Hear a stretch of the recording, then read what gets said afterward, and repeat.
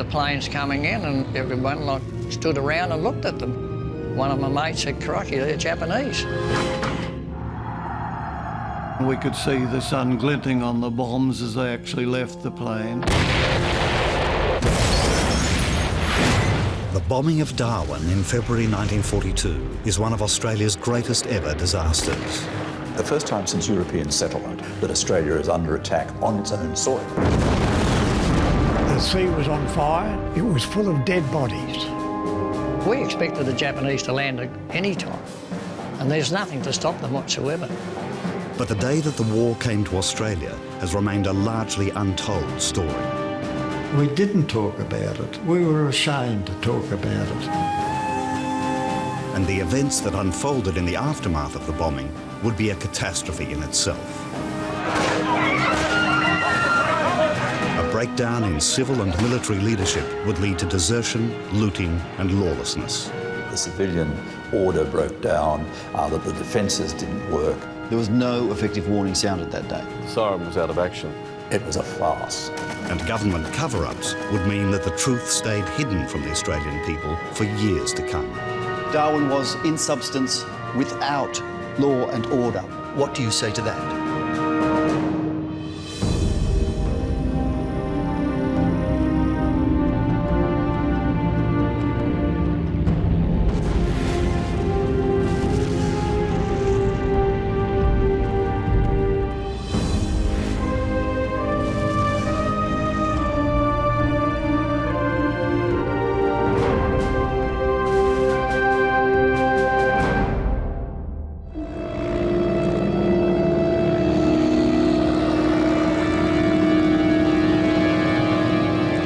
On the 19th of February 1942, a massive force of Japanese fighter planes and bombers appear out of the morning sun to the southeast of Darwin.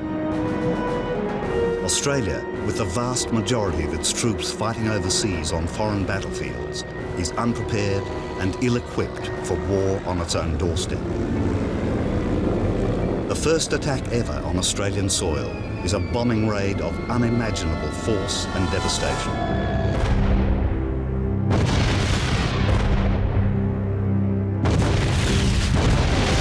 Darwin Harbour is the first target. The next bombs fall on Government House. Then the post office. The barrage of bombs spreads across the town in a wave of destruction. Just 10 weeks on from the bombing of Pearl Harbour, the full force of Japan's military might is being unleashed on the Australian mainland.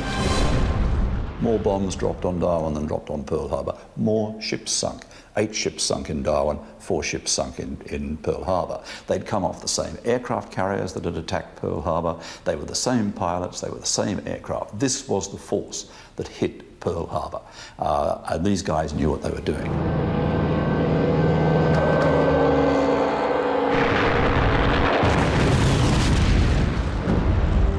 By the time the onslaught is over, the harbour, the town centre and the airbase have been destroyed. And more than 250 lives have been lost.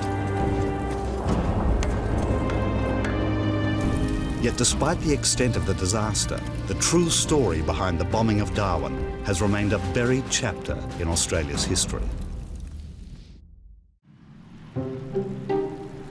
At the onset of the Second World War, the port town of Darwin was little more than a dusty outpost at the far edge of the continent.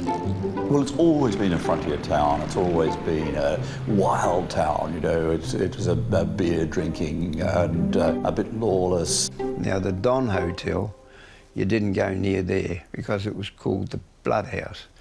There are fights there every day of the week. Either there would be someone thrown out or someone's going back in for more. It was a pretty rough town. Men would come out and piss in the gutter. Someone let loose with a 303 because there's bullet holes in the back wall. Exhibit A. Those living the rough and tumble Darwin lifestyle were anything but prepared for a highly disciplined and well-drilled enemy that was on its way south, rapidly expanding its empire across Asia. For Japan, the war had begun back in 1937 with an invasion of China. Now, this was quite a sort of solid little war, and it meant that the Japanese were battle-trained and battle-hardened. The Pacific War was really instigated in some ways by the Americans, because they became worried about expansion in China, Japanese expansion, and they cut off the flow of oil. Japan got 90% of its oil from America. So the Japanese were absolutely in desperate trouble, and they took a fairly straightforward decision. They said, if we can't buy oil in the ordinary way, we'll have to go out and get it. And the nearest place to get it was Java. But to achieve this, the Japanese would first have to knock out the powerful American Pacific Fleet, which was based at Pearl Harbour.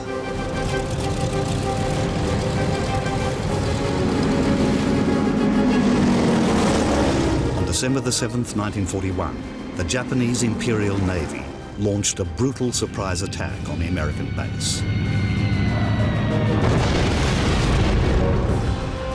The Pacific War had begun.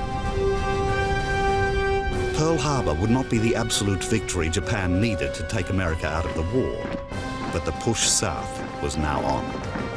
The Japanese advance just was terrifying for Australians, because, I mean, you only have to draw a line, put an arrowhead on it, and you can see where they were headed for. And they were headed for Australia. What they wanted was Australia out of the war. They wanted to deny the Americans the use of Australia as a port, as an airfield, as a barracks. Australia had been fighting war in Europe and the Middle East since 1939. But with nearly all of its fighting resources on the other side of the world, Australia's own defences were seriously lacking. Australia's entire history of military involvement is that it fought overseas. We didn't do wars at home in those days. Australia as a whole suddenly realised, yes, the Japanese are right on our doorstep and we've got no defence. Suddenly, for the first time in its history, Darwin was a place of national importance, the front line of Australia's defence. But remote and isolated Darwin was nowhere near equipped for that task. The Darwin of 1942 did not have a parliament or any elected ministers. The federal government treated the Northern Territory like a colony, having its affairs overseen by an appointed administrator. His name was Aubrey Abbott. Aubrey Abbott was a sort of a pretty right-wing, aloof figure. He didn't mix well. He regarded the people of Darwin as riffraff by and large. So the people of Darwin reciprocated by not liking him much. His weakness, I think, was that he would not act without Canberra's approval. As early as the last day of December 1941, he'd telegraphed south to his masters in Canberra, asking for full powers under the emergency regulations. And he didn't get it. They dithered. Abbott's indecisiveness and his poor relationship with the townsfolk meant that preparations for a Japanese attack were slapdash at best. His most decisive action was the decision to get people out of town. The full cabinet today directed the War Cabinet to gazette the necessary regulations. That means... On the 12th of December 1941, Prime Minister John Curtin ordered that, with the exception of nurses and essential staff, all women and children were to be evacuated from Darwin. Despite the looming Japanese threat, not everyone was keen to go.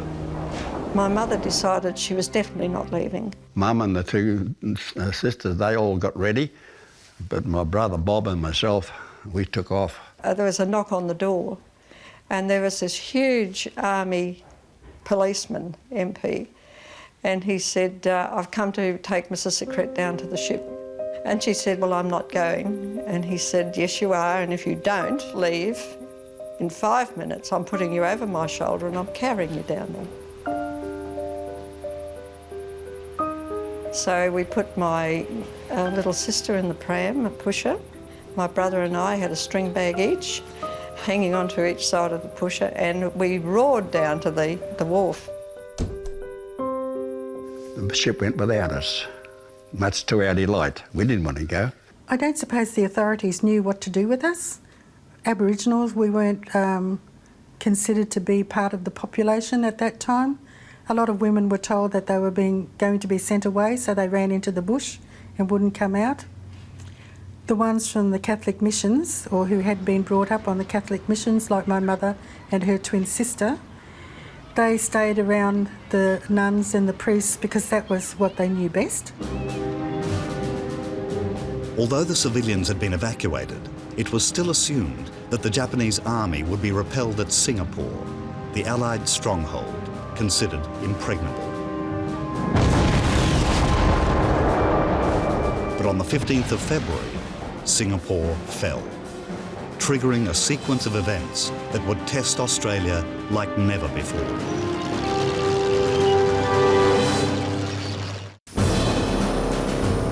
From Pearl Harbour to Singapore, the Japanese war machine had swept aside everything in its path in just 10 short weeks. Darwin stood next in line, its security in the hands of armed forces sadly lacking in firepower and resources. There were 18 anti-aircraft sites around Darwin. They'd all been prepared, they were manned, except they hadn't been allowed to practice. Most of them fired a shot for the first time in their lives when the Japanese arrived. They had no practice because it might have upset the townspeople, some people had said. And for the Navy, we had only the corvettes. The corvettes were certainly not offensive ships. They were mine layers, basically, or mine sweepers, and escort ships. So really no offensive capacity at all. The RAAF has nothing. The RAAF has 5 Wirraways, which are in fact trainers with a couple of machine guns strapped onto them. They are all unserviceable. None of them takes off, they're all on the ground. For the men at the front line of the nation's defence, the situation looked grim. I didn't have a weapon, didn't have a rifle, didn't have anything at all. We only had one 4.7 Mark 16. We had no ammunition. I suppose we were supposed to say bang or something like that. We were heavily armed with 6 World War I rifles and about 20 rounds of ammunition and a magazine which held about 5 bullets, and they were all locked in the wardroom. Live ammunition, what was that? We didn't see live ammunition until the day we went into action. It was rather weird, really, because nobody knew what the sound of a gun being fired sounded like. Because there's only one rifle issued amongst 5 men with us, and 5 rounds of ammunition. So we're well and truly armed for an invasion.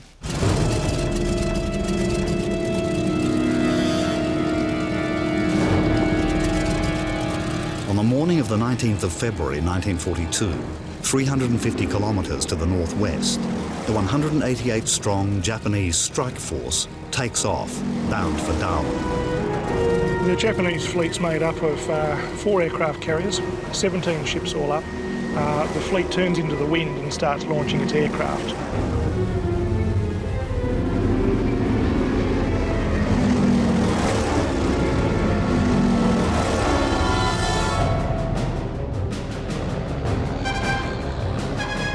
Father John McGrath, a missionary on Bathurst Island, 80 kilometres to the north of Darwin, sees a huge flight of planes overhead and calls the Darwin Civil Radio Station. Big flight of planes passed over, going south. Very high. Over.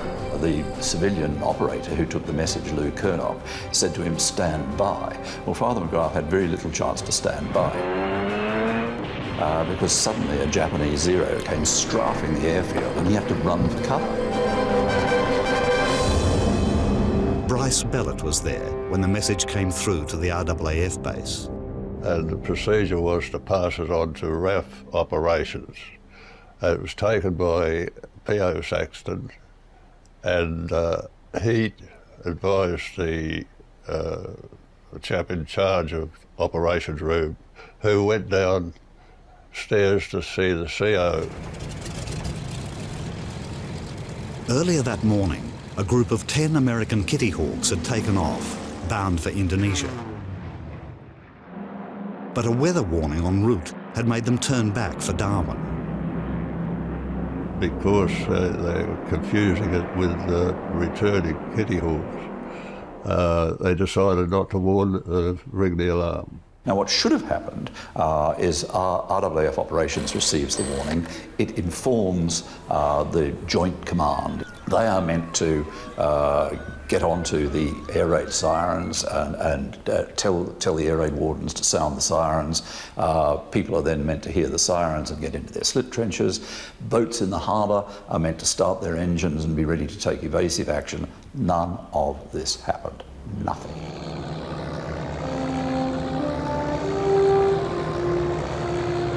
It's a Thursday morning, the tide's going out. The workers down at the wharf are doing their usual bits and pieces. The town is slowly going about its business. The harbour that morning is packed with ships, 45 in all. Dorothy Fox's father was working on the wharf. On the day, Uncle Edward, for some reason, couldn't go to work. So my father John stepped in for him, and 3 other brothers all went down to the wharf, and they were working on the ships. My father was on the Neptuna, which was taken over as a munitions ship. Just before 10 o'clock, the wharfies break for smoko and gather at their recreation hut. Unknown to them and everyone else in the harbour, the strike force is rapidly approaching. They circled to the south and to the east of Darwin. They crossed the coast well east of Darwin and they made a big circle. So they're attacking Darwin from the south and east. That's the last direction you would expect enemy aircraft to come from. We saw these planes, masses of planes. One of us yelled out, "Oh, the Americans have arrived." And I heard this noise, looked up, and here's the Yanks coming, hundreds of Yanks. And started to count how many there were, and then one of my mates said, "Crikey, they're Japanese." The first of the attackers to descend on Darwin is the group of 9 Zeros that had broken off from the main force at Bathurst Island. A rotten little jap come over, started stuffing us. Oh, I tell you what, me mate was singing out for his mum. I couldn't sing it, I was too scared. And the 9 Zeros arrive and they see the 10 Kitty Hawks that are landing, refuelling, taking off and so on. And as good fighter pilots do, they set about the enemy and they shoot them down in rapid succession.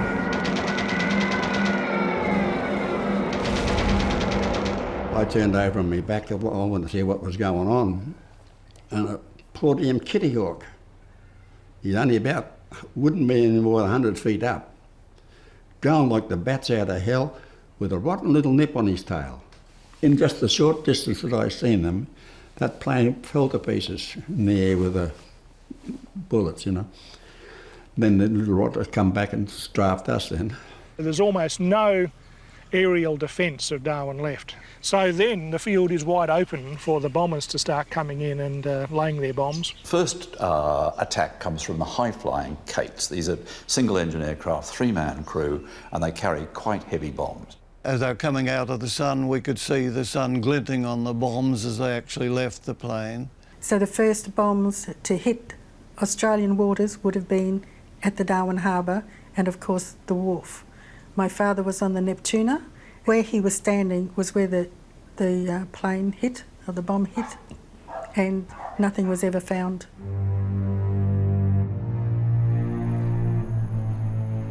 "23 wharfies are killed in that one strike. From the harbour, the path of bombs sweeps towards the centre of town.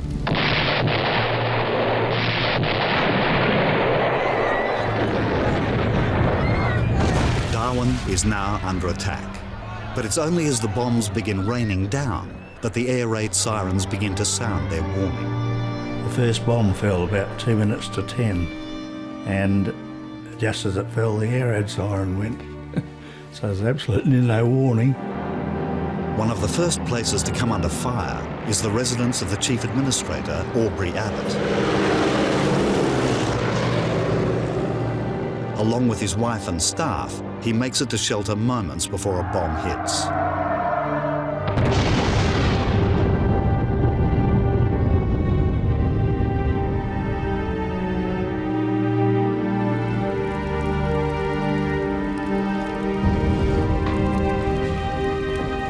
young Aboriginal housekeeper, Daisy Martin, is killed in the explosion, and Abbott himself is severely shaken.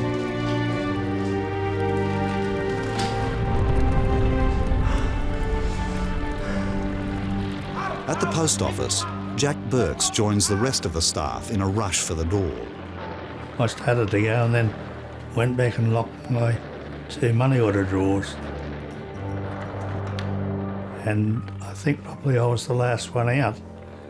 As I went out, I saw the postmaster with the telephonist taking them into his shelter.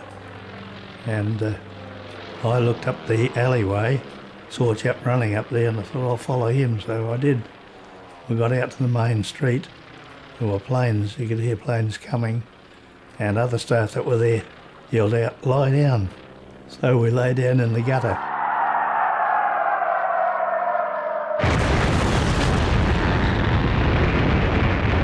The post office, they had the best air raid shelter in Darwin, the post office. Everybody knew theirs was the best. They dug a quite deep slit trench. They'd covered it over with a curved iron roof and to protect them from rubble and whatever. And a bomb fell just the other side of the road from us. We got showered with debris, stones and dirt and all sorts. And it was always understood that the only thing that could do this air raid shelter any damage was a direct hit. It took a direct hit. 10 people are killed instantly, including Postmaster Hurtle Bald, his wife and daughter. I knew the Bald family from my hometown of Port Lincoln in South Australia. Mr. Bald was postmaster there before his appointment to Darwin. Their place became more or less an open house as far as I was concerned. As a matter of fact, I had dinner with the Bald family on that night, and the thought always comes back to me that 12 hours later that they were all dead. Just devastating as far as I was concerned.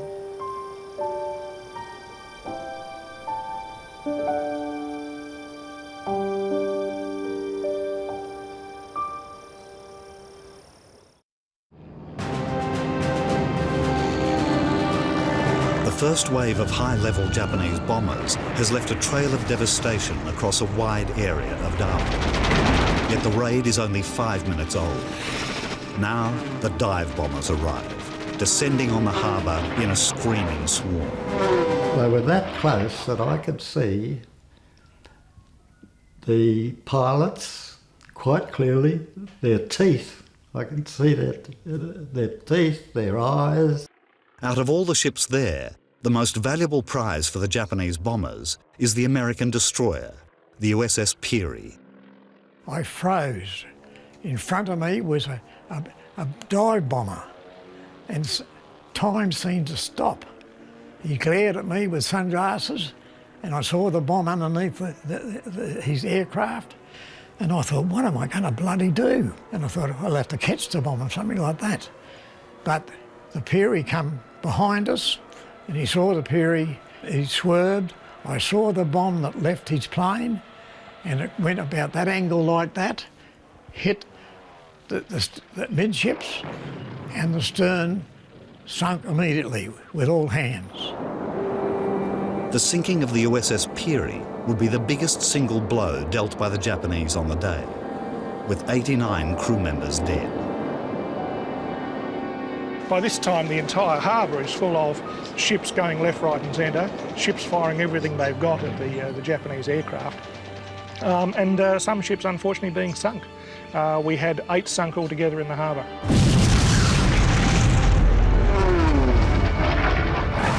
While the assault continues in the harbour, up above on the cliff tops, the anti-aircraft guns are providing the town's only real defence. My position in the first raid on the 19th of February was number 5 fire on number 1 gun. Number 1 gun was the closest gun to the cliff edge. We were firing the guns as fast as we could get the shells away. We were lucky enough to hit a dive bomber, which went straight into the sea. I do believe that he ran into our shell rather than a shell ran into him because we were firing indiscriminately. The RAAF base is next to come under fire. Stationed on the edge of the base is the 2nd Heavy Anti-Aircraft Battery. The alarm was sounded and the gunners went to the guns. They started firing, but of course, having no training, they weren't very effective at all. They're either below or behind the targets all the time. Both the battery commanders worked it out that the shells that we had were never calibrated for tropical conditions. With such little resistance, the airbase becomes an easy target. We're looking out through a window which is just behind the receiver, and we witnessed 12 and 13 squadron hangars go up, and we saw quite a few Lockheed Hudsons shot up. Some of them were bombed up. I've got to say, it was a pretty dangerous place to be. There were some tremendous acts of valour on the day. Gunner Darky Hudson, who was manning a Lewis gun, not getting a decent angle on it. He was in the showers. Ran out with his boots and towel on and his helmet, as you had to have on, and takes up his Lewis gun and tried to get a decent shot at aircraft and failed. The towel dropped off him and he was just stark naked, just apart from a tin hat and a pair of boots. But he still carried on firing all the time. And finally he pours fire into what was a passing bomber, and it looks like he and several others managed to bring it down between them. And we often used to say to Darky, you know, well, come on Darky, let's tell us the real truth now. Did you actually shoot it down? Or was it the fact that you're standing there stark naked in all your glory that the Japanese pilot looked over the side of the plane and just died of fright? As the airfield takes a pounding, the carnage continues out on the water. So Darwin Harbour is now on fire. Just picture the scene. There's black smoke everywhere, howling dive bombers, strafing Zeros, and guys in burning water, just because burning water is better than sinking ship. So they've taken their chances by just diving over the side and hoping for the best. The most unfortunate aspect of the maritime side of things, I suppose, is the loss of the Neptuna. She's a ship alongside the wharf and she has 200 depth charges on board. She was hit and caught fire. Guy Day-Lewis was on the wharf waiting to collect supplies when the Neptuna was first hit. Well, the situation was we had the Neptuna on fire, loaded with ammunition. We couldn't go that way. We couldn't go from where the wharfie shed was because that wharf had been blown away. There was nothing there. We were trapped in the middle. Meanwhile, the ammunition on board is beginning to ignite. It started off just mildly, just a few cracker shots, small arms exploding, and then it created a crescendo that was so loud that it was frightening. It was then that we decided we'll go. Guy Day-Lewis jumps from the wharf into a sea already full of debris and dead bodies and swims for his life. Oh, we would have been 60 yards, I suppose, by this time when it blew.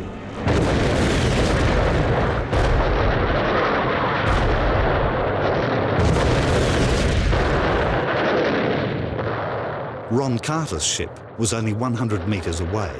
It blew us all off our feet. Fortunately, the Neptuna leant over that way and all the crap went right over the harbour, miles inland. Man, did she go. And I got blown off my bike with a concussion.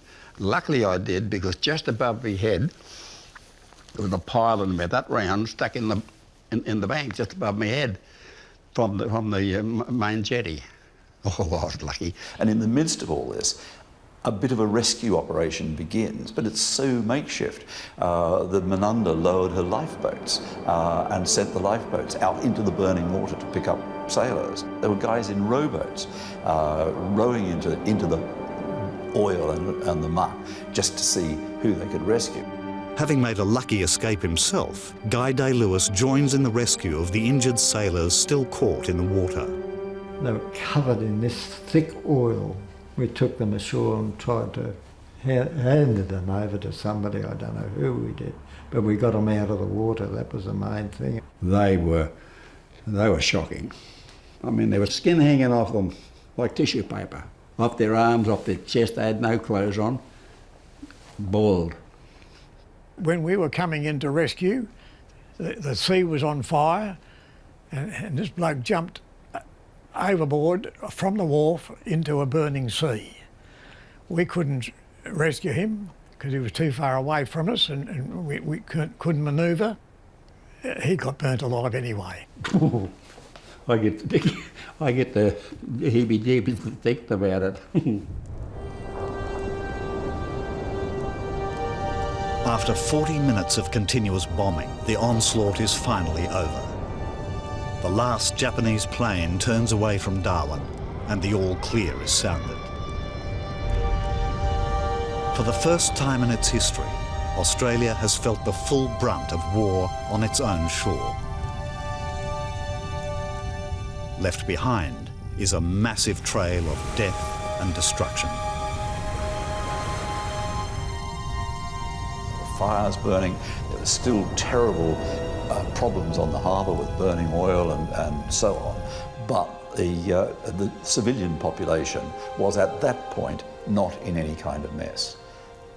The Japanese came back.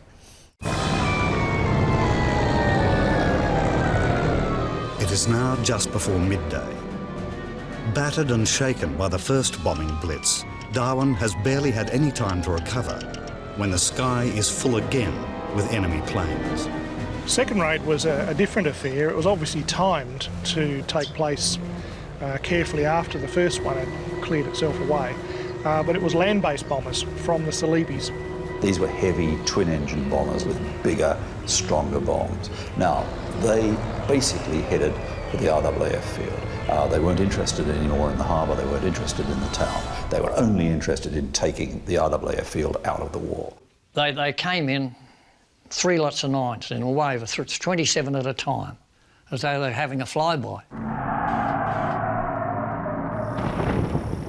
We went back to our trenches and some fairly high explosive stuff came down from that. You could hear the bombs whistling across us, and they say if you could hear them whistling, you're not going to get hit.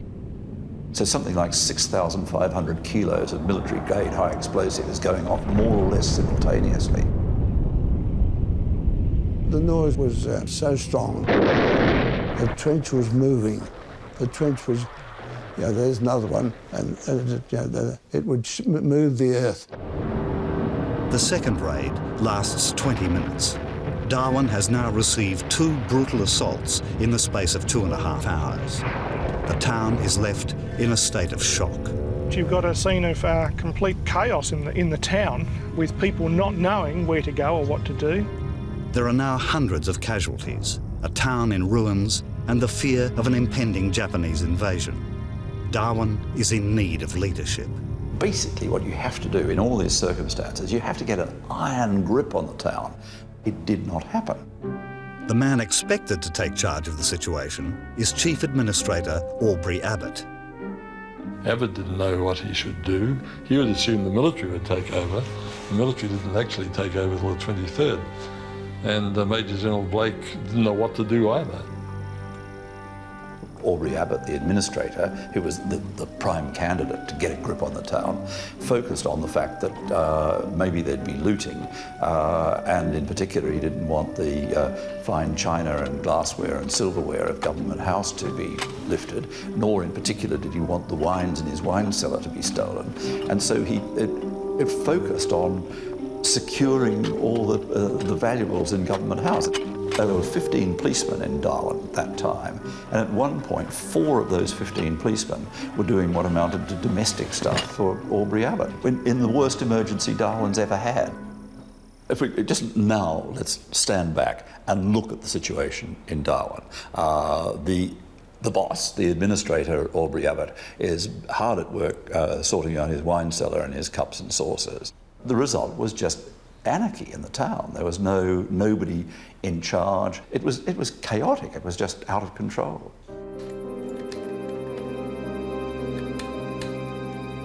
But in the days after the bombings, Abbott himself was painting a very different picture.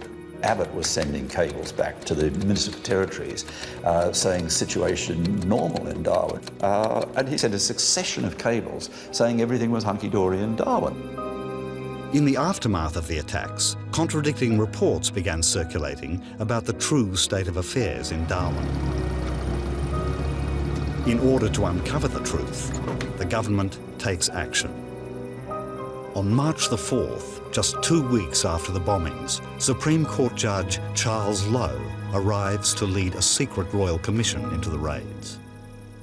I, Aubrey Abbott, do swear by Almighty God that the evidence I shall Lowe, give shall be the with King's Counsel John Barry assisting him, sets out to examine all aspects surrounding the events of the 19th of February. The revelations would be startling. And there is the statement again. Everything is normal, whereas everything was not normal. Perhaps the word normal was the wrong word to use. Was the siren sounded at Larrakia? The siren was out of action there. It was being repaired. There was no effective warning sounded that day. That is so. The administrators completely lost the confidence of the public. I'm perfectly sure of it. Of particular concern to Lowe are allegations of a breakdown in civil and military authority that lead to Darwin descending into chaos and disorder. The suggestion is that at a time when the administrator's duty was to concern himself with the physical welfare of the people of Darwin, you were more concerned with the salvaging of property from Government House. I have concerned myself with the welfare of the people remaining in Darwin.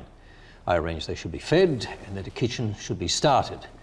You will agree that an example should be set by responsible people to the citizens of Darwin so as to restore confidence. I do not think my actions militated against that.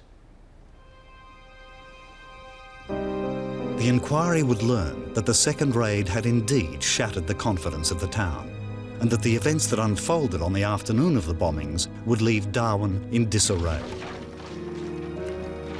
The brutality of that raid was very marked. And the fact that it happened so quickly after the first raid, that turned the mood in the town.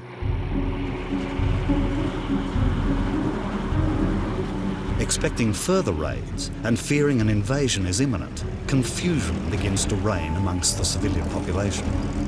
The most sensible thing to do when people are shooting at you is to get out of the way. So that was precisely what they set about doing. And the nearest place that they could get to was Adelaide River, so they all headed for Adelaide River. In what has become known as the Adelaide River Stakes, the citizens of Darwin hit the road, heading for the township of Adelaide River, 120 kilometres to the south. Do you think that any steps might have been taken on the 19th which were not taken, and which might, in the event of any future raids, prevent a stampede of the civilian population such as occurred? No. I have given it a lot of thought, and I have mentioned in a report to the government, the bombing of civilians has a most extraordinary effect on them. And short of force and an adequate leadership, I do not know what steps can be taken where you have such a small staff as the administration had to deal with the position. You know, did Darwin panic? Well, I think that people disappearing down the Adelaide River Road, people not knowing whom to listen to and what to do. I think that the conditions in Darwin, if they didn't meet all the criteria for panic, they were pretty close to it.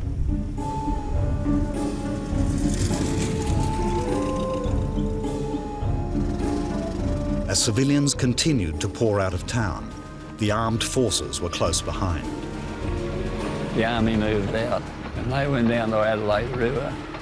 All that was left in Darwin was the anti-aircraft, the Navy, searchlights, shore gunners. We were, what's the word for disposable? There's no doubt about that. The Air Force was preparing to evacuate as well, but a breakdown in communication would cause mayhem and lead to acts of desertion. Now, the RAAF base had taken a real beating. Confusion seems to have reigned. I mean, nobody got a proper grip on the RAAF base. Instead, the base commander, Sturt Griffith, formed a perfectly plausible scheme, which was to move the men half a mile down the road and half a mile into the bush and give them some lunch. And he'd go down and address them. Instead of assembling all the men and saying, right, this is what I want you to do, he told his adjutant, Swan, to pass this order on. Swan told one group of people, do this. They told the next, and they told the next, and they told the next. It was Chinese whispers. The adjutant of the station came by with a jeep, and he instructed me to go south half a mile and in the bush half a mile. I got the right instruction out, but there's a hell of a lot of sections that didn't get the right direction. Do you know what order was transmitted? It appears that some men were told, although by whom I cannot track down, that they were to go to Bachelor. Some men that they were to go 5 miles down the road. Some men that they were to go half a mile down the road. Some that they were to go the 2 mile. An officer came along and saw us, said, there's orders out that would you go south for 1 mile and east for 1 mile, and supplies will be brought down there to you. We realised that complete confusion had taken place. You know, people were scattered along the track and they weren't where they're supposed to be. But we determined what a half a mile was and another half in the bush, but we couldn't see anyone around. Nothing turned up. Nobody turned up. There was just no organisation. That organisation didn't exist. And it was obvious that confusion had set in. And we thought it was fit and proper that we both go back and await on instructions. But the base was deserted when we went back. The 1,000 airmen on the base evaporated. They just went. One bloke finished up in Melbourne 13 days later. So at this point, the Navy's still in place. They haven't disappeared. The Army's moved down the road except for the AA gunners. The RAAF has evaporated into the bush, but it doesn't have any aeroplanes anyway, so, I mean, there's nothing much lost here. So Darwin is not looking good. As night fell, Darwin was a town in turmoil, nervously awaiting what the morning would bring. Softened up by the bombing raids and left virtually defenceless, Darwin faces the prospect of being the landing point of a Japanese invasion of Australia. We expected the Japanese to land at any time, and there's nothing to stop them whatsoever. They could have landed quite easily. The Navy was left in charge. We were given 303 rifles. The only trouble was with that was we had 45 ammunition and it just won't go up the barrel of a 303. That the Japanese could walk in and take us with girl guides. We were packed off to bed early that night because we were told we'd be up before dawn in the morning, still in our white uniforms, to line the cliffs with our newly acquired rifles and our pockets full of ammunition to stem the tide of the Japanese invasion. We thought this was a certain end.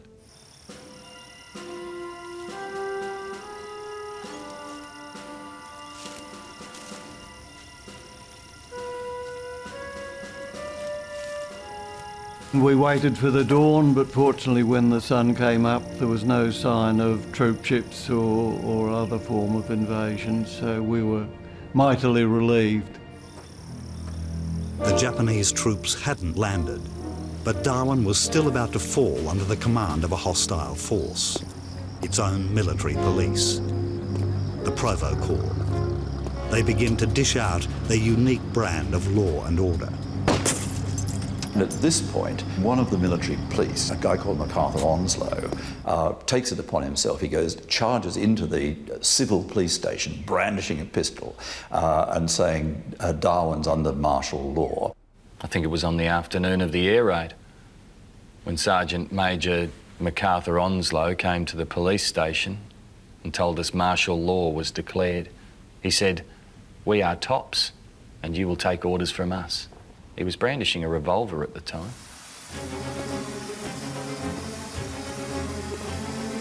Drunk and unruly, the Provo Corps begin to terrorise the already traumatised citizens. I was told by Mr. Abbott that there was trouble at the half mile, that the Provo Corps had stopped some people and there was trouble. Sergeant!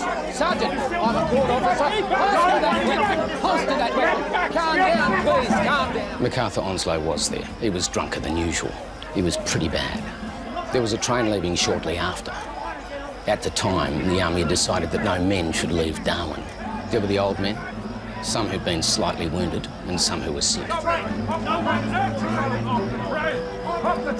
During this time, the Provo Corps were firing over the heads of the crowd. The crowd were giving no trouble at that time. It was a disgraceful matter.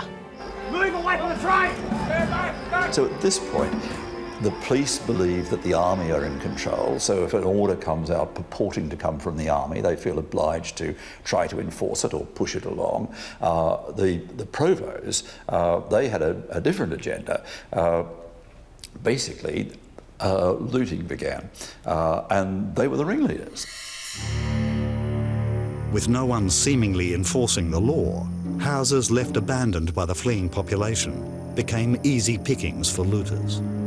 I saw 2 American trucks go into the New Darwin Hotel and take their great ropes out and put them around a couple of big refrigerators and drag them out.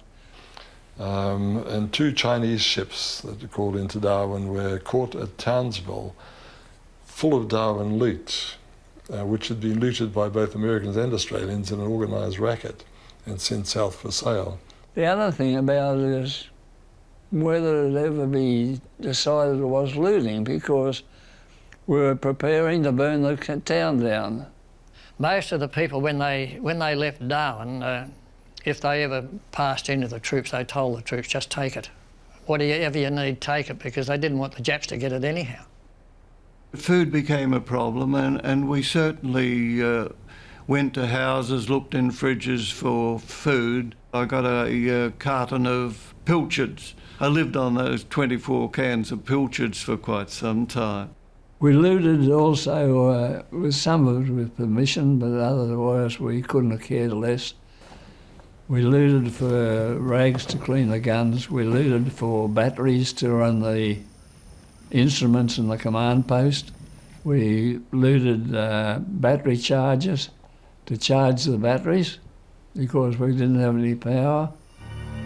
You could defend some of the looting. I mean, the civilian population have gone, food's very scarce, but there's a big gap between taking the chickens and the milk out of the fridge and nicking the refrigerator itself and the fans and the radios and what have you.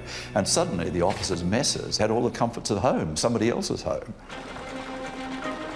When news reports eventually reach the wider world, they don't reflect the true state of affairs in Darwin. The death toll and scale of the destruction are greatly understated. Reports like these will lead to accusations of a government cover-up to hide the true extent of the Darwin disaster. Casualties in the Japanese raids against Darwin on February the 19th arrive in Sydney aboard the newly equipped Red Cross train. They've been through the mill, but there isn't a drooping tail on the train. Well, all I gotta say is Darwin has shown Aussie how to take it. Let us all show the Japs how we can dish it out. That's the spirit. Even badly hurt men were completely cheerful. The first Australians to be wounded on their own soil by enemy action are pretty sore about it. In the phrase of their Prime Minister, they are fighting mad. By suppressing the facts, Curtin will be accused of lying to the Australian public.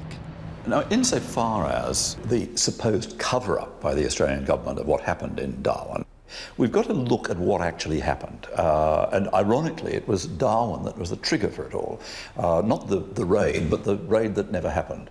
On January the 4th, 1942, almost 7 weeks before the real Darwin raid, several newspapers published false stories of a bombing attack on Darwin. Their information came from enemy propaganda broadcasts. The government was horrified. The chief censor stepped in and said that newspapers were in future not to carry reports from enemy sources. And then that morphed again until it became the only thing you can report is what we tell you. Now, Curtin, there's clear evidence that Curtin wanted to tell the truth. We've got telex messages passing from Curtin's office to the Ministry of Defence. In view of the stories being circulated by evacuees from Darwin, which suggest a very large death toll, the Prime Minister desires to release an official and authoritative statement showing the numbers killed and injured, both service and civilian.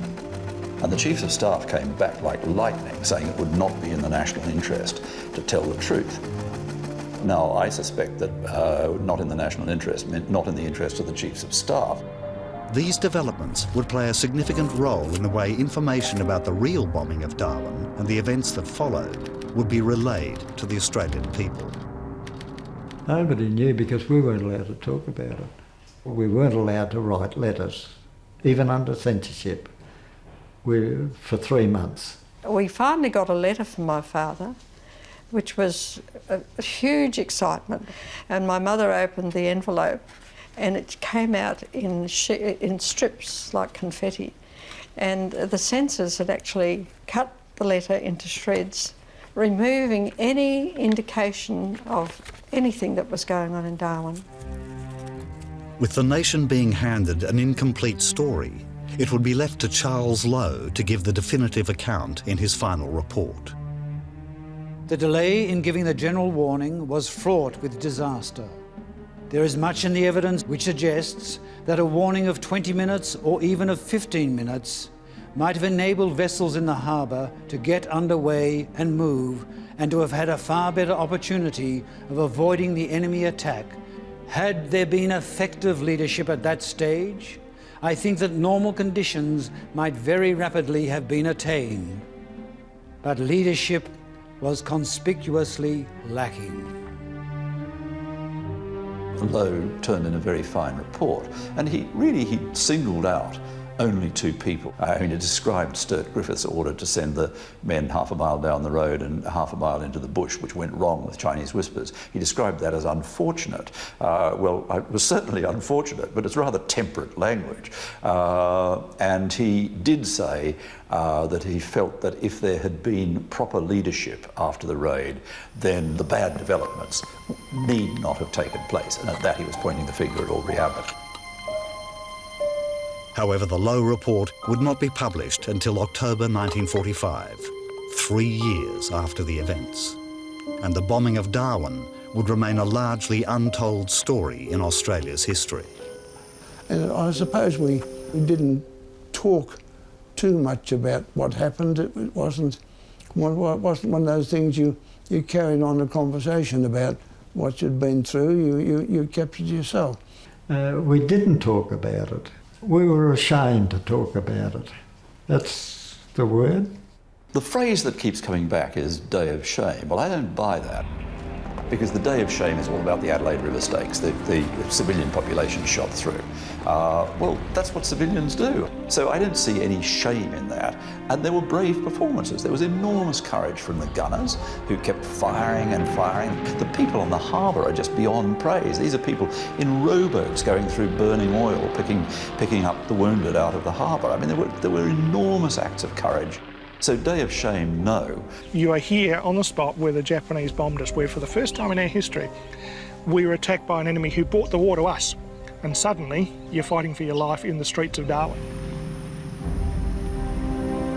Darwin would experience a total of 64 air raids over the next 2 years, but nothing of the scale of the 19th of February, 1942. Eventually, we were recognised by the government when they gave us the 3945 star in 1995. So we waited 43 years before we were recognised as having been in action at all.